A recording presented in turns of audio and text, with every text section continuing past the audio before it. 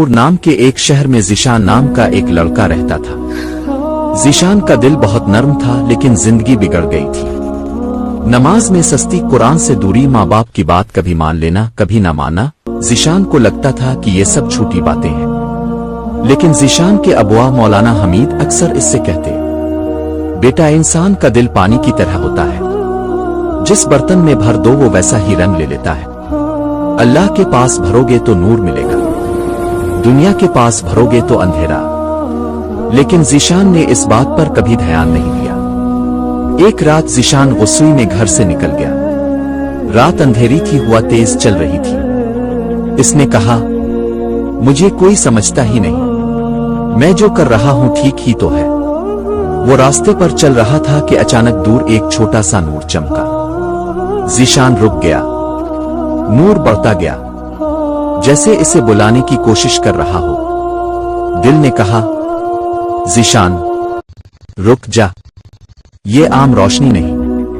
ہمت کر کے ذیشان اس نور کی طرف گیا۔ جیسے ہی پاس پہنچا اس نے دیکھا کہ ایک بہت پرانی مسجد کھڑی ہے۔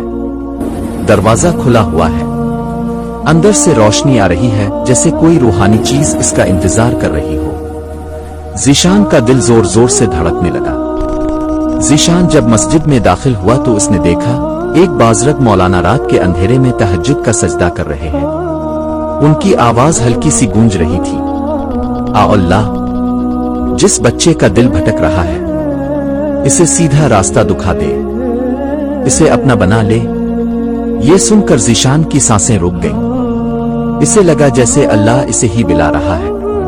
مولانا سجدے سے اٹھے، انہوں نے پیچھے مار کر ذیشان کو دیکھا اور نرم آواز میں کہا، آجا بیٹا ذیشان، رات کے اندھیرے میں بہت لوگ بھٹک جاتے ہیں مگر اللہ کی رحمت ان سب کو واپس بالا لیتی ہے۔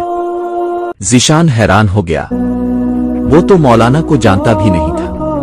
اب میرا نام کیسے؟ مولانا نے مسکرا کر کہا، جس کا دل رو رہا ہو اس کا نام زبان پر آ ہی جاتا ہے۔ بیٹا تم تھک گئے ہو دنیا کے پیچھے بھاگتے بھاگتے۔ ذیشان کی آنکھوں سے آنسو بہنے لگے۔ اس نے کہا، مولانا میں بدلنا چاہتا ہوں، میں واپس اللہ کی طرف جانا چاہتا ہوں۔ مولانا نے اس کے سر پر ہاتھ رکھا، بیٹا ذیشان، توبہ وہ چابی ہے جو زندگی کے سارے تالے کھول دیتی ہے۔ تمہارا دل